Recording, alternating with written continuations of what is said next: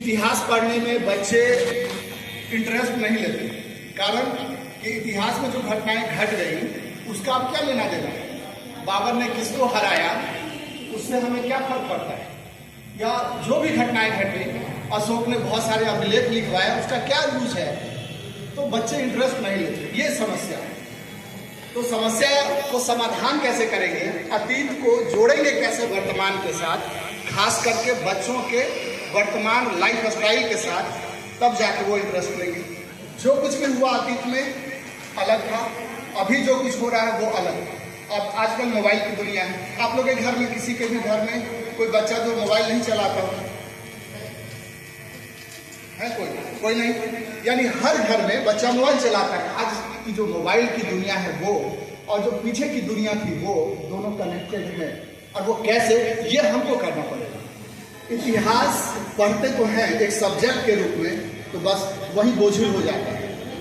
इतिहास को इसलिए पढ़ना चाहिए कि इतिहास में जो घटनाएं घटी हैं उनसे हमें सीख मिले अपनी लाइफ में। पंचतंत्र पढ़ते हैं, बच्चों को सुनाते हैं, इसलिए कि उस कहानी से कुछ सीख ले। इतिहास भी तो कहानी है, बीती हुई घटनाओं की कहानी और सच्ची घटनाएं, सच्ची कहानी, तो उनसे भी सीख मिले।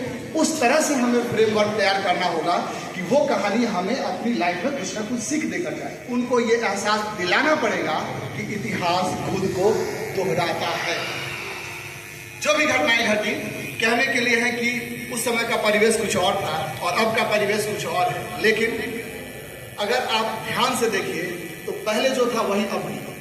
हर बार हम लोग कहते हैं कि जनरेशन गैप है, नया जनरेशन, नई दुनिया, नई बातें, नया जमाना। लेकिन जमाना नया है, बातें वही हैं।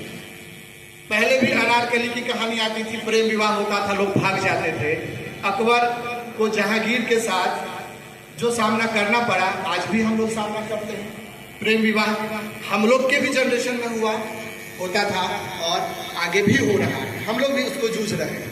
तो कनेक्ट तो है कि उस कहानी को अभी के कहानी से जोड़ के किस तरह से बच्चे को एहसास करा दें वो दुनिया भी वही दुनिया है जो आज, घटना वही है जो आज हो रही है। अगर ये बच्चा समझ में आ जाए तो उसका इंटरेस्ट जगेगा और फिर इतिहास बोझिल नहीं रह जाएगा। इतिहास में वही खुशबू उसे दिखाई देगी जो बाकी दूसरे सब्जेक्ट में दिखाई देगी। बहुत बहुत धन्यवाद।